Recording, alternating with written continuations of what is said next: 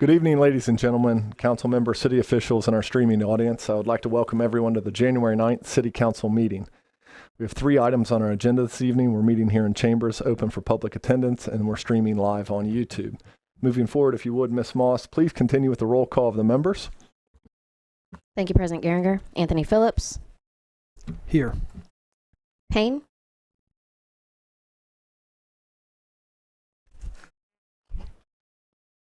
Nickerson. Here. Farrow. Henderson. Here. Brown. Here. Preston. Here. Greg Phillips. Prohl. Here. Do we have a motion to excuse Mr. Terrell, or Mr. Farrow from tonight's meeting? I have a motion by Mr. Prohl, seconded by Mr. Brown. Roll call on the motion to excuse Mr. Farrow. Prohl. Yes. Greg Phillips. Yes. Preston. Yes. Brown. Yes. Henderson. Yes. Nickerson. Yes. Payne. Yes. Anthony Phillips. Yes. Motion passes. At this time, if you would, please stand for the Pledge of Allegiance.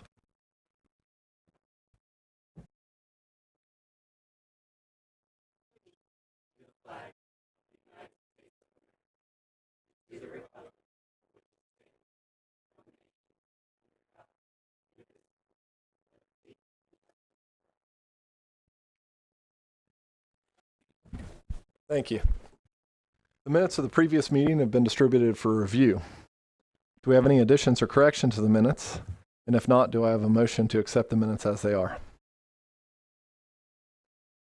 I have a motion by Ms. Payne, seconded by Mr. Brown. Roll call on the motion to accept the minutes. Greg Phillips. Yes. Anthony Phillips. Yes. Payne. Yes. Prohl. Yes. Preston. Yes. Nickerson. Yes. Henderson. Yes. Brown. Yes.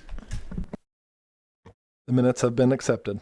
We will now move on to reports of our committees, and we'll begin with our Community Affairs Committee. Mr. Greg Phillips. Thank you, President Geringer. There are no agenda items on this evening from Community Affairs. However, at 6:45 this evening, as previously announced, we did have a committee meeting concerning 2 assignments from 2022, one dealing with the appropriation to the Ross County Reentry Coalition from the Ohio One opioid funds, making sure that those monies lined up appropriately, and then one from a little bit even before that, assignment 22083. This is the trap, neuter, and release of feral cats in the city. We have decided as a committee to go ahead and move that particular assignment to another committee meeting. So I will be calling a committee meeting for the next regular city council evening. That would be the 23rd of January at 6:30 p.m. And that's all I have for community affairs. Thank you. Thank you, Mr. Phillips. Next, we'll move to Human Resource Committee with Ms. Payne. Thank you, President Geringer. Human Resources, we do not have an item on the agenda this evening and nothing new to report on. Thank you. Thank you. Moving next to Development Committee, Ms. Nickerson. Thank you. Development has nothing on the agenda tonight, therefore nothing to report in that regard. I would like to mention the successful rollout of the comp plan last Wednesday that was presented. We had a phenomenal turnout, and it will go to the Planning Commission this Wednesday, and then it will come to council for adoption after that. And that's all I have. Thanks. Thank you, Ms. Nickerson. Next to our Finance Committee with Mr. Tony Phillips. Thank you, Council President. Finance has nothing on the agenda tonight, but I would like to make a public announcement of a committee meeting to go over spending of the ARPA grant money, and I'd like to have that meeting next Monday evening at 6:30 here in Council Chambers. And that's all we have. Thank you. Thank you, Mr. Phillips. Next, Parks and Recreation with Ms. Henderson. Thank you, President Geringer. Parks and Rec has one item on tonight's agenda, which is item number 1, a third read for the second annual Chiillicothe Half Marathon, which will occur on Sunday, June 4th, 2023.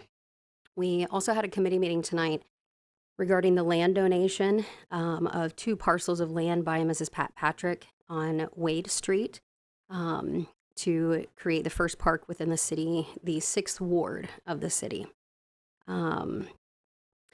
Just real quick, Ms. Nickerson, can you give some updates on a couple of your outstanding assignments, in particular 22-070 on street closure process and fees? I was asked about it recently, so I was hoping to get some updates on that. And then assignment 22-063 on the murals and art on underpasses. Absolutely. I am speaking actually tomorrow with Mr. Carmen and the mayor about the streets. It kind of grew legs with some other issues. So we're going to firm that up tomorrow, and also the murals, we'll discuss that as well. So that'll be coming up soon. Thank you. Thank you, Ms. Henderson. Next is Safety Service Committee. Ms. Preston. Thank you, President Geringer.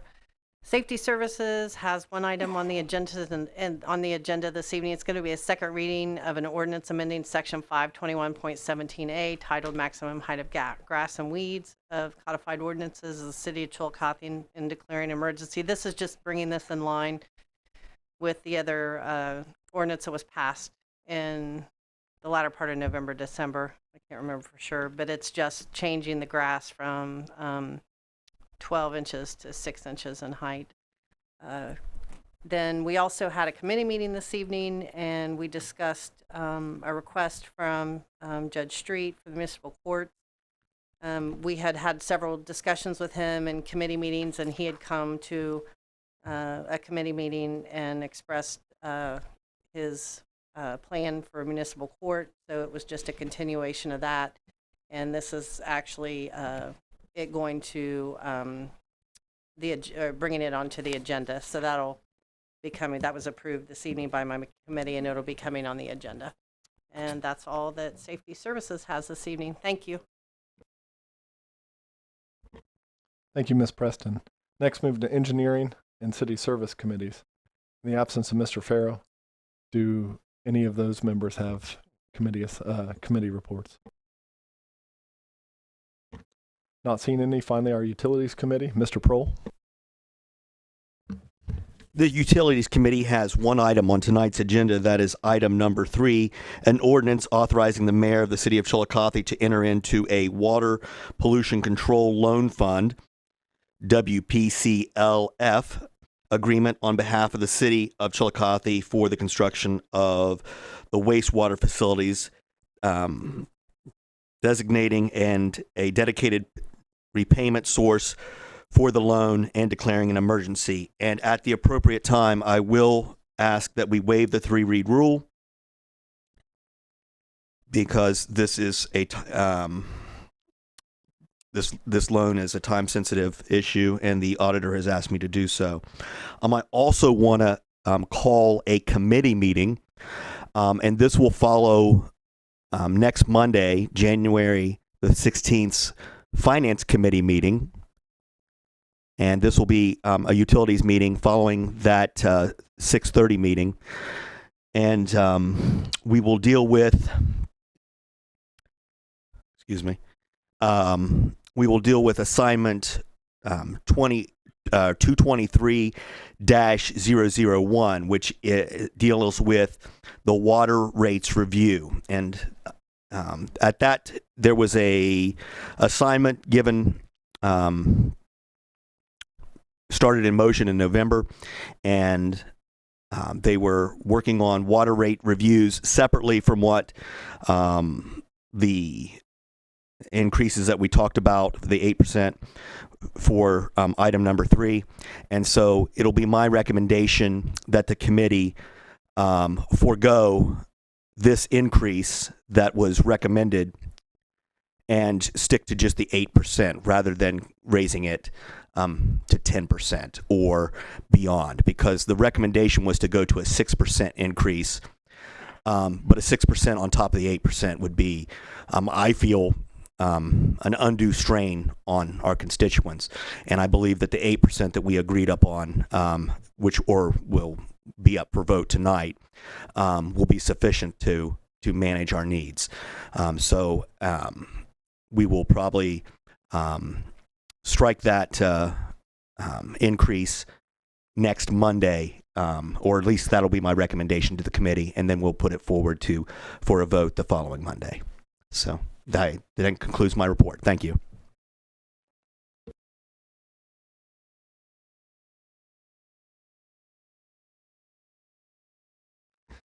From there, we'll move on to reports of our officials. First up, our mayor, Mr. Luke Feeney.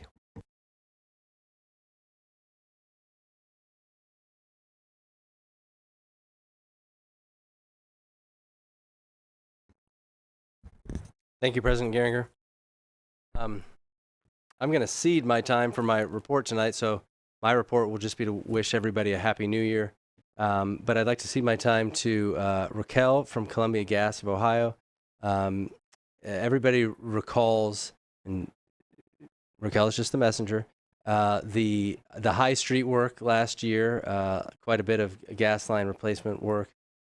Columbia Gas has a new phase coming, starting very soon, which will be involving some downtown areas. Residents have been notified, but Columbia Gas offered to come in and give a presentation tonight, sort of about the scope of the project to make sure that the public was well aware of what was coming, and we thought that sounded like a good idea. So, Raquel, if you wouldn't mind. Is this right? Is it on? Okay. Thank you. So thank you, Council President, Council members, for having us here tonight.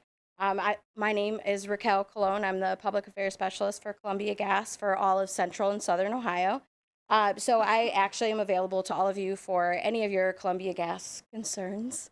I always hesitate to say that, but I'm happy to provide a direct contact. So my contact information is in the presentation. I will be happy to share it with anybody who might need it after the meeting, should you have any questions, concerns, or problems moving forward that I can be of assistance with. But I've also brought with me my esteemed colleague, Hudson Park, who is our engineer and designer of this particular project. So I'll ask him to step up at one point to go over a little bit of what I'll share with you tonight.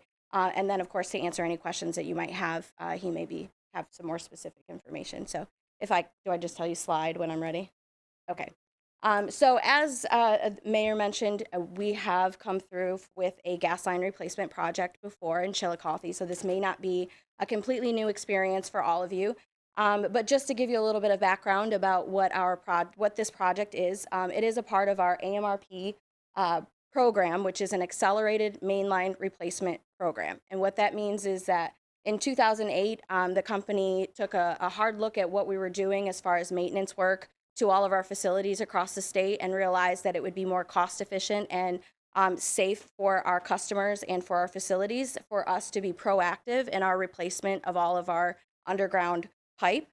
So in 2008, we proposed a 25-year plan to replace all of our infrastructure across the state. And so we've been working on that since then. And every year we do about 60 to 80 projects across the state in our territory in Ohio. Identifying troubled areas as well as just older infrastructure. And our goal is to replace everything within that 25-year business model.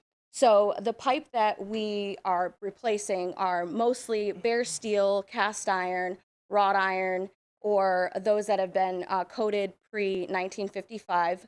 And then I don't know what that means. I'm sorry. All post-1954 coated steel pipe determined to be ineffectively coated. So that's a lot of language to say we have old pipe in the ground that's been there for a while, and it is much more cost efficient for us to go in and put a new plastic pipe that it has a longer lifespan.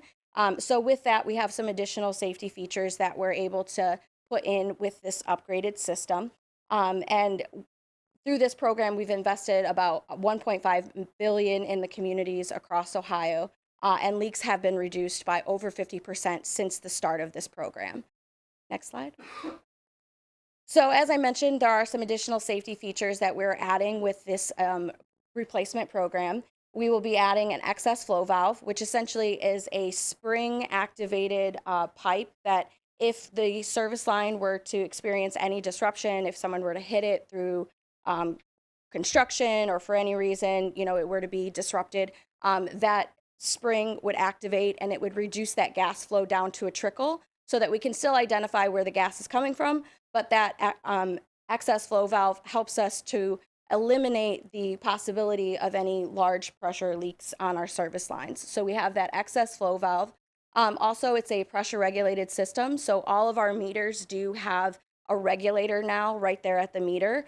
In addition, we're able to increase the pressure of the system. So one thing we'll be working on as we begin the next few stages of our replacement here in Chiillicothe is we'll be eliminating all of the low pressure systems across the state, but effectively we'll be beginning that here in Chiillicothe this year, where the system that we're working on is to eliminate a low pressure system, and we'll be elevating that pressure to a medium pressure. And with that, that gives us the ability to serve more customers. We have more capacity with a higher pressure system to allow for economic development, as well as for customers that may have an interest in increasing their usage. With an increased pressure system, we have the ability to provide more gas to the customers that are already connected to that system. So with this new plastic pipe, it is, like I mentioned, has a longer lifespan. We're forecasting roughly 100 years. So the only enemy of that plastic material is the sunlight, which we're not worried about because we bury it deep in the ground, and dig-ins. So we know everyone knows to call 811 before you dig, so you won't have that problem either. We do mark all of our facilities with a tracer wire, so we're still able to come out and locate all of our lines. As well, we do have a GPS program that roughly within 6 months of the system being installed, our GPS will come out and map the system so we have exact coordinates of where all of our facilities are. So over the stages of us in changing over to this newer system across the state, we'll have GPS locations for all of our pipes that are in the ground. So as I mentioned, that opens up some availability for economic development. And then again, this begins the long-term plan to eliminate all of our low pressure system here in Chiillicothe. So this is a bit of a map, or a pretty simplistic version of a map of this project. So as you can see, we'll be right here on Paint Street. That is the name of the project. It's the Paint Street project. And then we have some work on East Main, as well as the Market Street, 4th Street, 5th Street, and 7th.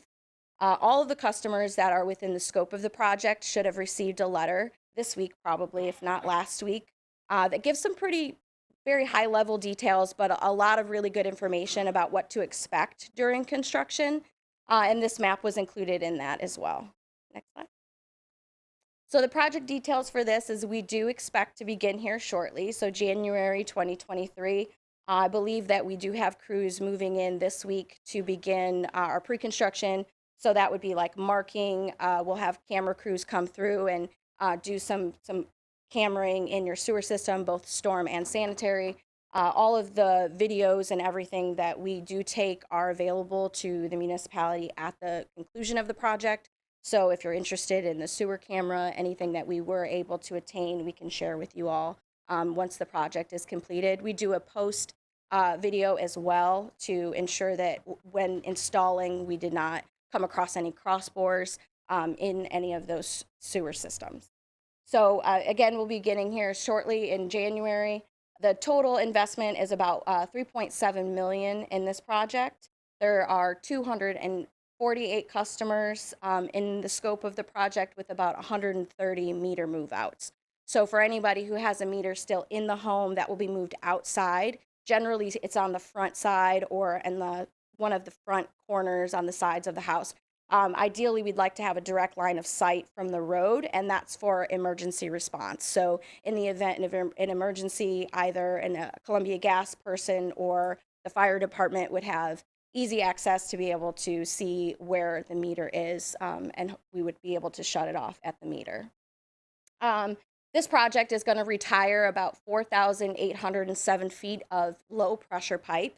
and we'll be installing about 10,761 feet of medium pressure pipe.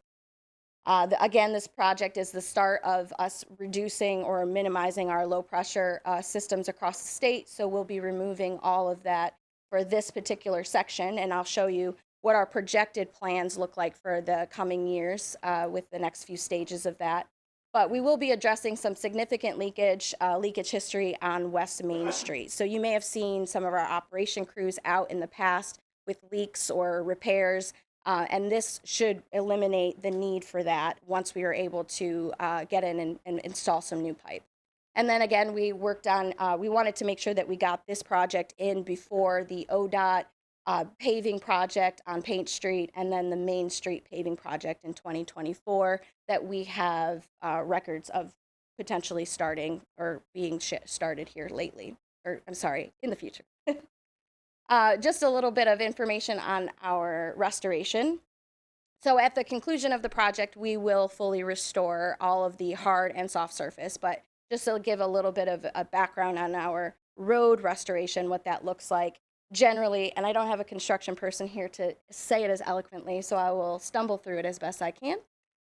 We do about a 6-inch cut back on either side of the trench, and then the concrete base extends and is it?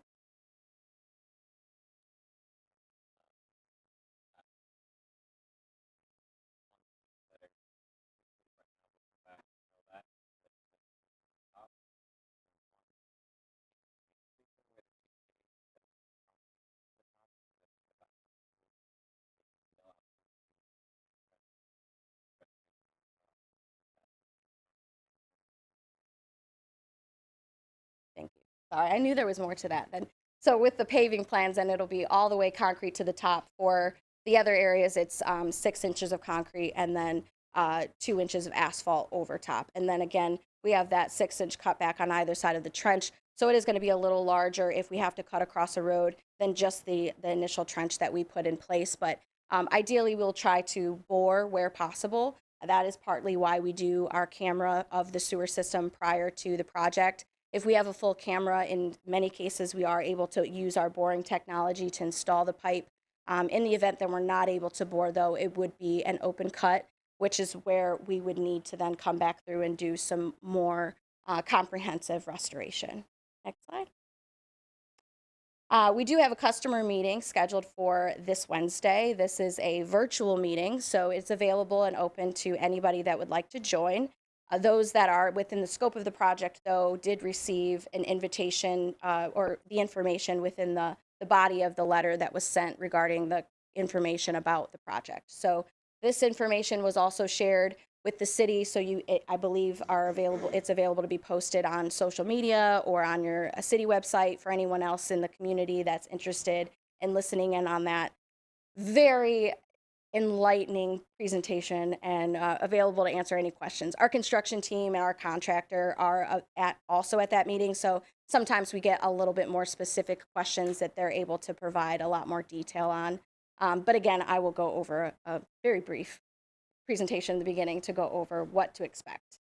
The stages of the project is mostly what we'll talk through, and that's, again, we're starting with prep work right now. We'll then follow with our main line installation, which is done in the right-of-way near the road. And then once we have significant areas gassed up with that new main line, we'll start doing service lines.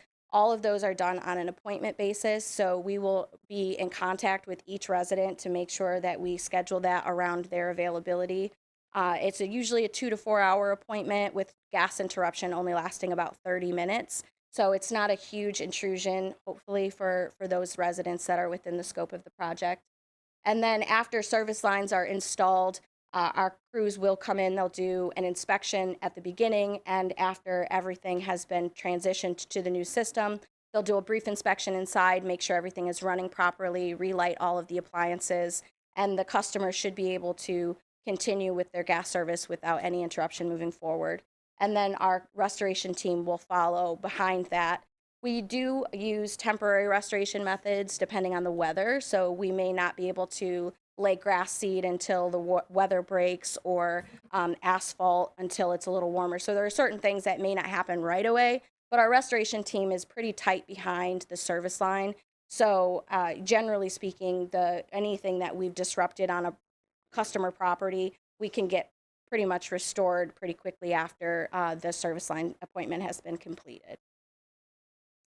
And then this is our phase plan moving into the next few years. And none of these have like specific years attached to them, because I know, at least from our perspective, construction changes pretty frequently. But these are the project kind of outlines, as we're in phase 1 right now in that orange section.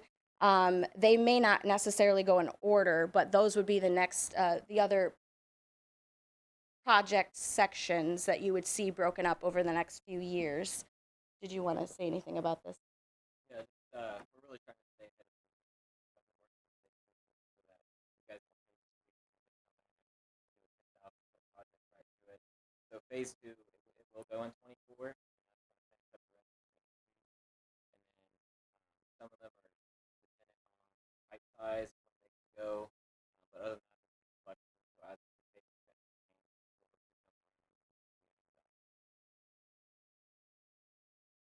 And then I will finish before I open for questions with just a little bit of information for you all to consider.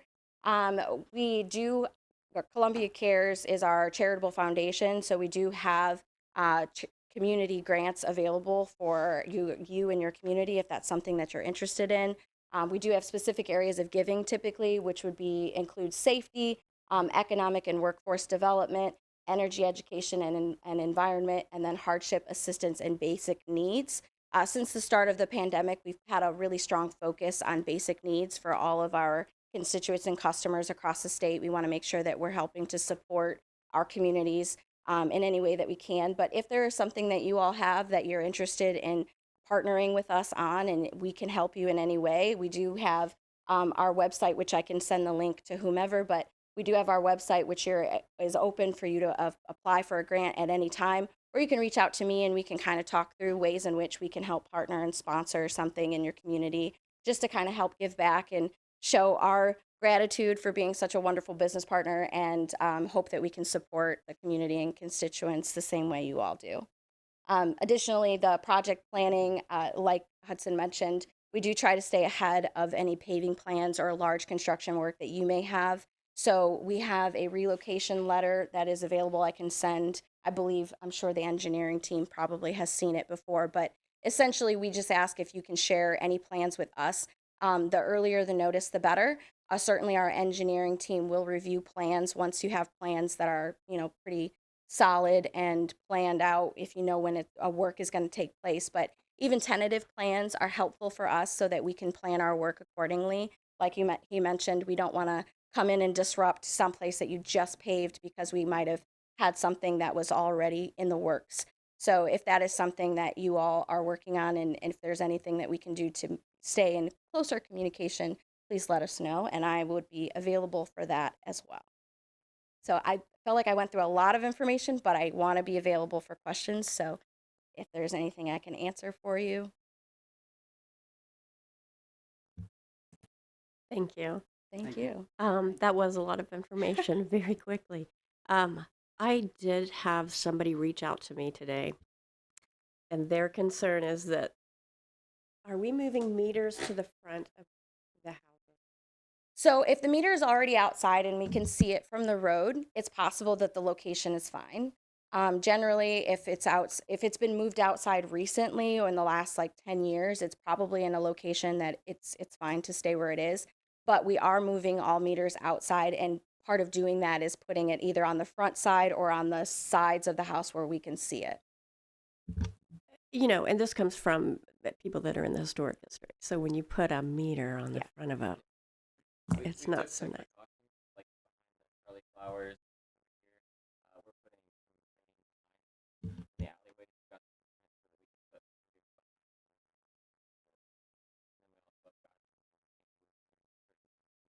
no, so we don't want to disturb that.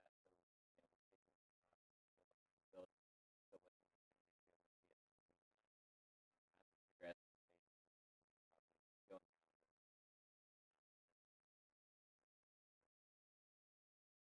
Thank you.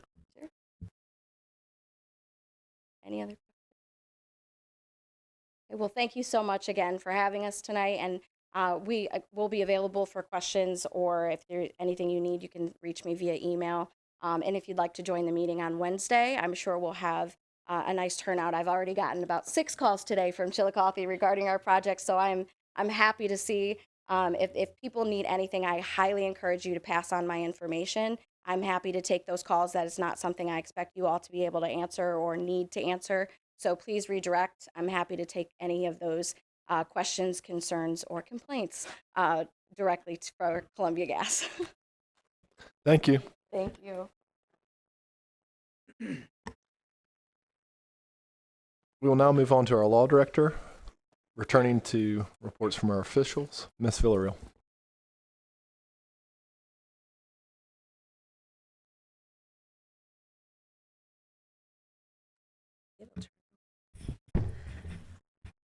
Thank you. I have our annual report to council that I'm going to be passing out, and thank you. I think I have enough copies there, and if anybody has any questions, feel free to give us an email. I don't expect you to go through it all right now. It was a lot of work, as you know, to compile the numbers of cases and the number of preliminary hearings and motion hearings. But that's all there for your review. That's essentially the extent of our report tonight. Thank you very much. We'll now move on to audience participation. Council Rule 22 does limit each speaker to 5-minute presentations, and a total limit of 15 minutes per any single subject. If you get to the point where you're getting close to 1 minute left, I'll try to indicate to you to summarize your presentation. Anyone who wishes to speak, we do need for our records your name and address. Hello, everyone. Derek Myers. I think everyone knows who I am for the most part. I think most of you, 152 East Main. So I think for the most part, everyone has, council members had this letter in their email. I gave it to the clerk, and I think she sent it out to everyone. But I just want to put it on the record. It's a correspondence that I sent to council members early this morning. This is pertaining to the position of the Safety Service Director. And so the letter reads, hello, everyone. I'm writing to talk to you about a very important law in the state of Ohio that pertains to the role of a Director of Public Safety. According to Ohio law, a Director of Public Safety must reside within the city in which they work.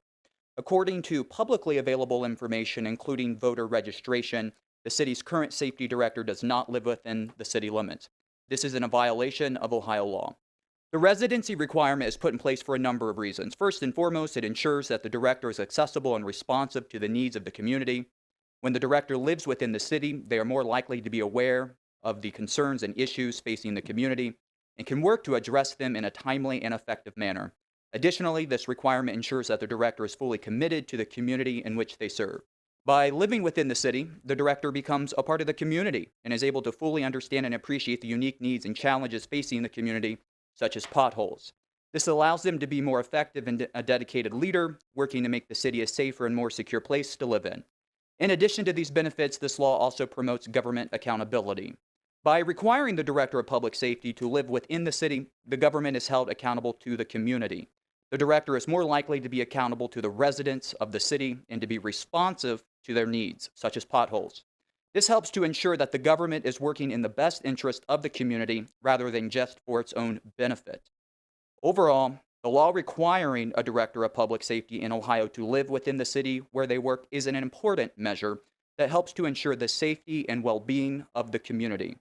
So it's my hope moving forward that this requirement will be upheld and that the City Council will exercise some authority that is invested into their body by investigating why our safety director doesn't live in the city, why this is continuing after many years, and this matter needs to be rectified and making sure that the citizens are not being taken down the line. So that was my letter that you guys received. And so I guess my question for this body is, what are we going to do about it? We're in violation of Ohio law. I mean, I don't want to have to file another lawsuit. The last lawsuit I filed cost the city's insurance carrier $85,000. We won. The city lost. It was in the Supreme Court. If we have to file another lawsuit to get the city in compliance, to terminate the safety director, or to get one that lives in the city, we're happy to do that.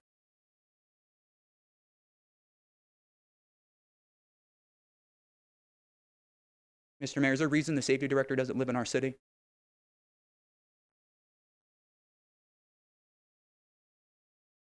Madam Law Director, is there a reason why our safety director doesn't live in our city?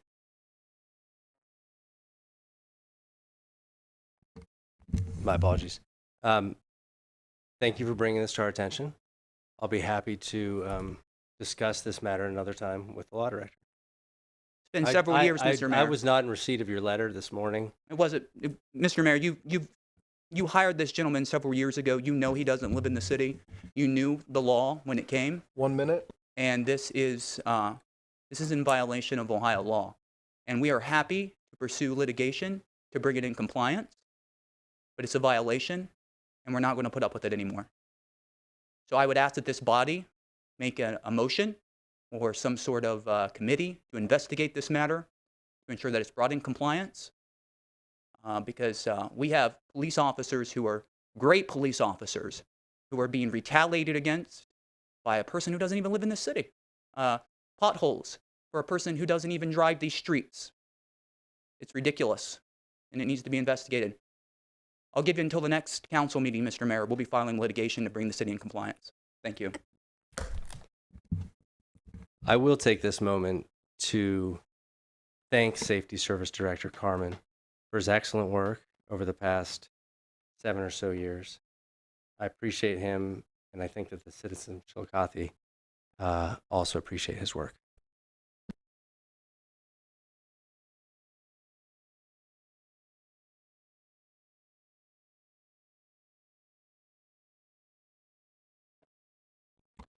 We'll now move on. Oh, no.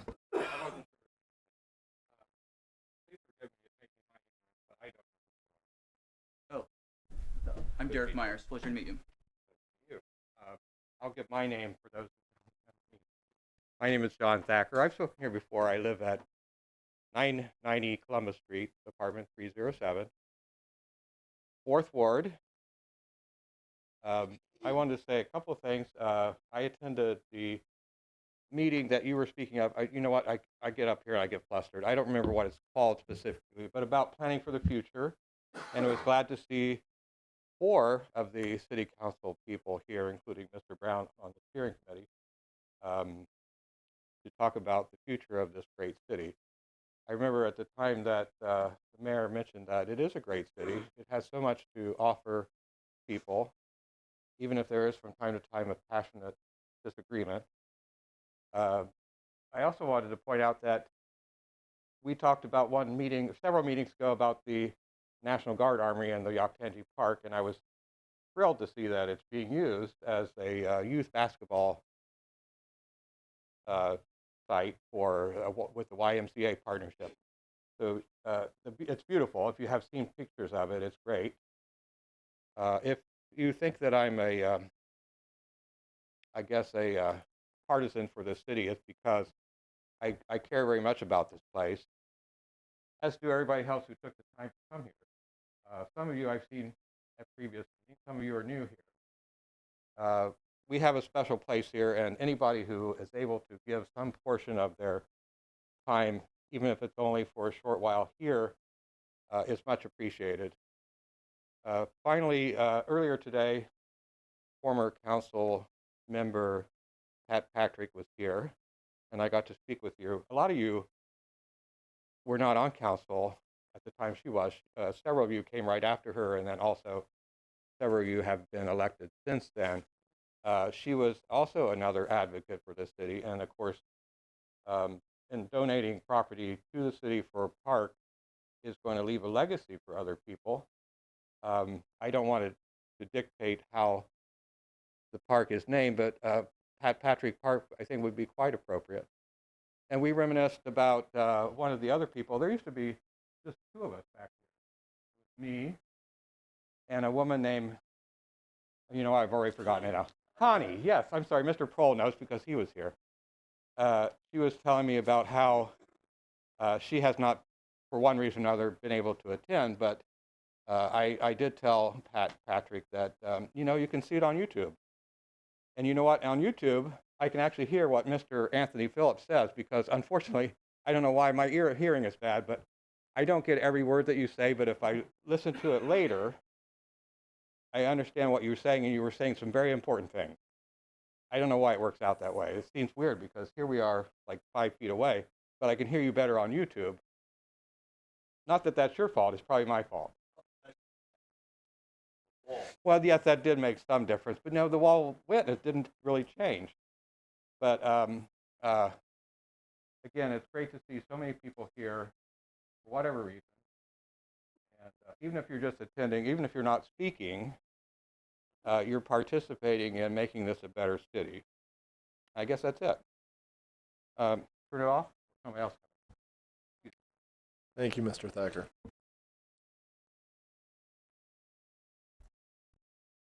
Good evening. My name is Michelle Blanton. I live in Circleville, Ohio. I'm actually a city council member there. I'm a candidate for mayor. I just wanted to congratulate you on your comprehensive plan process. Being a person who went to church in Chiillicothe for 7 to 8 years, it's great to see the fruits of the labor of many people who are part of this community and work very hard to make it a great place to live. So I just wanted to congratulate you. Thank you for having me here this evening.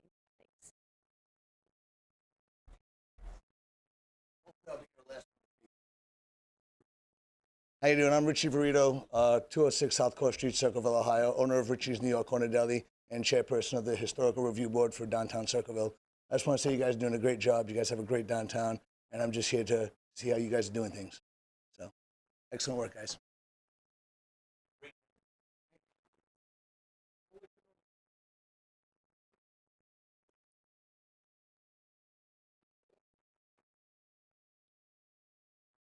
Hello, David White, 179 Church Street.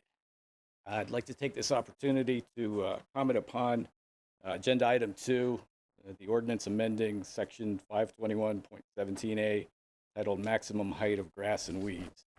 Initially, I'd like to note that as a procedural issue, there does not seem to be any need to declare an emergency in the middle of winter related to an ordinance addressing the maximum height of grass and weeds. But secondly, and probably more importantly, I don't see the interest that the city of Chiillicothe and this council has in regard to a legitimate interest in defining the maximum height of vegetation. There's a narrow interest written into the regulation for not creating a safety hazard by obstructing vision, presumably in terms of automobile traffic. But that narrow interest in the city of Chiillicothe is not served by this proposed ordinance. The existing ordinance itself is exceedingly broad, and reducing the height from 12 to 6 inches only makes it even further restrictive and impedes upon the legitimate interest of the citizens of Chiillicothe to use their land as they see fit without impeding upon any legitimate interests of the city.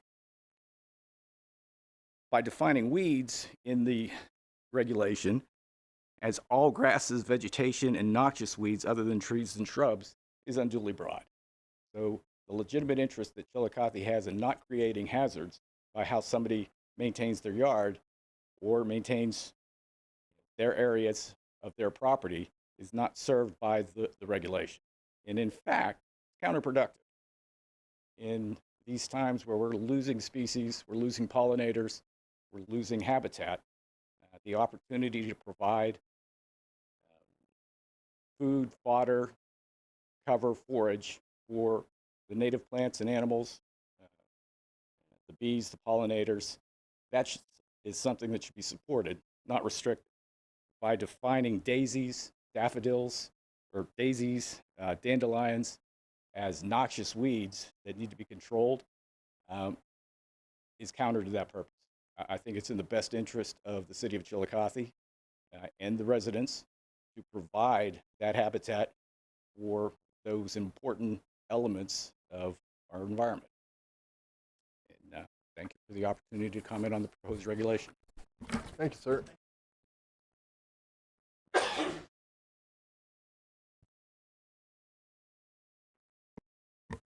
We'll now move to old business. Is there any old business that needs to be brought up at this time? Mr. Brown. Thank you, President. So I have some just statements. So last session, Reverend Jason Link, and it's kind of tying in with Mr. White's comment. So last week or last session, Reverend Link asked for an explanation, and I think that I myself felt like I didn't deliver on that. So I took some time to, so first off, I want to apologize for the delay in this. I have two responses for you, but this first part is to, I guess, respond to Mr. White's points too. But so in terms of the value of this amendment to grass and weeds of the codified ordinance, I guess to start, I think so. My support. I want to address your issues. First off, you mentioned kind of a reference to, it seemed like maybe this wording might have been borrowed from another municipality like Hilliard, and you made that point about it not necessarily being productive for us to emulate other municipalities. And I completely agree with you. I don't think that we should arbitrarily be seeking to be like everywhere else. So just wanted to let you know I appreciate that, and I agree with you on that sentiment. However, I do think that we should also take the lead of success stories and use those ideas to inform the kinds of successes we want to have here. And so in that spirit, I'm going to explain my support for that ordinance, and it's basically hinged on a community consensus that I've had in conversations. Mr. Thacker mentioned my involvement in the planning committee for the steering committee for the comp plan, and just the conversations I've had with citizens. The theme I'm hearing is revitalization and taking advantage of coming opportunities. For example, with this World Heritage designation of Hopewell and Earthworks. And so the broad project, because that's, obviously just like anecdotal voices. I don't want to get too far into jargon about real estate values and property values, because that's not my expertise. But what I understand by how I've been informed, a lot of the time, these properties, property values are determined by some, for the lack of better terminology, some like arbitrary and subjective experiences. That's just the nature of how the market works. But specifically, there's this theory called the halo effect, and that explains the tendency for positive impressions from a part of an organization or place and how that compounds and affects other positive impressions on different areas of that same organization or place. And that's just a pretentious way of saying we're only as strong as our weakest link. And again, to Mr. Thacker's point, I think we all kind of had a word with Pat Patrick earlier when she came, and she had mentioned some of her concerns about nuisance issues, and I think there is a lot of diversity in what one might call a nuisance, but I think the broad consensus that I'm trying to relate to and work towards is creating a value that might not exist today. I share Mr. White's concerns about the integrity of ecosystems. But one of the things that I've been informed about, and a part of the nuisance of high weeds and grass, is the dangers of public health and safety in terms of, and again, I'm not an environmentalist, but I don't know what the balance is between like increased risk for, mosquito and insect related diseases versus, with climate change and longer incubation and versus those ecosystem protections that Mr. White alluded to. So in the short term, you know, I'm thinking my support was hinged on, you know, health department guidance of creating safer lawns and that public safety element. But then there's also that less altruistic motive of it seems good for the community. It creates a character in our neighborhoods that's attractive to not just increasing value to homeowners, but potential investors. And there's a lot of really advantageous goals of that comp plan. So my support was rooted on all of that. hopefully that made sense. So I'll cut it off there on that first part. Secondly,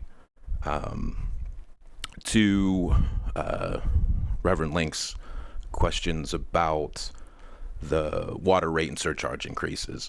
I was grateful Councilperson Prohl did recommend, you know, and he's going to have that next committee meeting to recommend to axe the rate increase so that we have the one with that surcharge. Because I agree with you. I had my own reservations about compounding all these interest rate, these rate increases with that surcharge, and I was concerned about the typical citizen's bill. So I'm grateful that you did bring that to our attention. It seems like we are definitely taking that seriously. So I do plan to vote yes on that, but I wanted to let you know that I did consider all those issues. Thank you. To Mr. White's point, and actually to address something that you just mentioned, Jamie. So last calendar year, I was contacted, and if you're listening, please forgive me, I cannot remember her name, but I was contacted by a young lady who was also concerned as far as bee habitats and that type of thing. So I actually spoke with the director of Parks and Rec, Mr. Bill Bonner, concerning this, and they have several areas in the city that they are dedicating for bee habitats to help with that situation.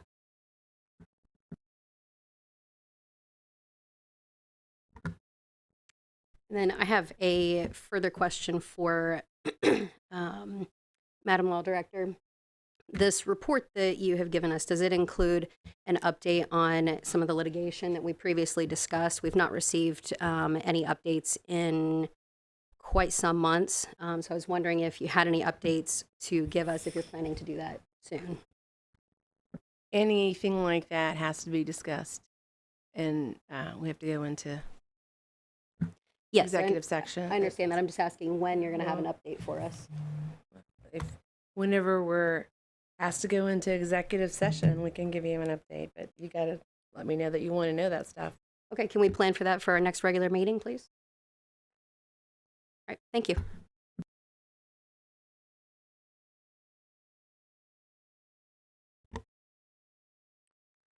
Now moving to participation and correspondence received by the clerk. Mr. Myers, with you reading your letter, does that suffice? Right. Any additional items? I have no additional petitions or correspondence. Now moving to new business. Any new business that needs to be brought up at this time? We'll now move on to our legislation. We have 3 items on the agenda this evening. Ms. Moss, whenever you're ready, we'll start with item number 1. Thank you, President Geringer. Item number 1 is a third reading of a resolution expressing cooperation and granting use of a certain portion of Paint Street to Race Penguin LLC for the Chiillicothe Half Marathon. Roll call on that resolution. Greg Phillips. Yes. Nickerson. Yes. Prohl. Yes. Brown. Yes. Henderson. Yes. Payne. Yes. Anthony Phillips. Yes. Preston. Yes. Resolution passes. Item number 2. Item number 2 is a second reading of an ordinance amending section 521.17A titled Maximum Height of Grass and Weeds of the Codified Ordinances of the City of Chiillicothe and declaring an emergency. That item will move to our next agenda, item number 3. Item number 3 is the second reading of an ordinance authorizing the mayor of the City of Chiillicothe to enter into a water pollution control loan fund agreement on behalf of the City of Chiillicothe for construction of wastewater facilities, designating a dedicated repayment source for the loan and declaring an emergency. That item, At this time, Mr. President, I would ask that we please waive the 3-read rule so we could pass this in a timely fashion. motion by Mr. Prohl, seconded by Miss Henderson. Roll call on that motion. Anthony Phillips. Yes. Preston. Yes. Greg Phillips. Yes. Henderson. Yes. Nickerson. Yes. Payne. Yes. Brown. Yes. Prohl. Yes. Motion passes. Roll call on the ordinance. Henderson. Yes. Prohl. Yes. Greg Phillips. Yes. Payne. Yes. Brown. Yes. Preston. Yes. Nickerson. Yes. Anthony Phillips. Yes. The ordinance passes. Are there any additional items that need to be brought up at this time? If not, do I have a motion to adjourn this meeting? Motion by move. Miss Henderson. Oh, you do have something? Oh. She made the motion. Okay. Motion by Miss Henderson and a exuberant second by Miss Nickerson. Roll call on this motion. Greg Phillips. Yes. Anthony Phillips. Yes. Preston. Yes. Brown. Yes. Payne. Yes. Prohl. Yes. Nickerson. Yes. Henderson. Yes.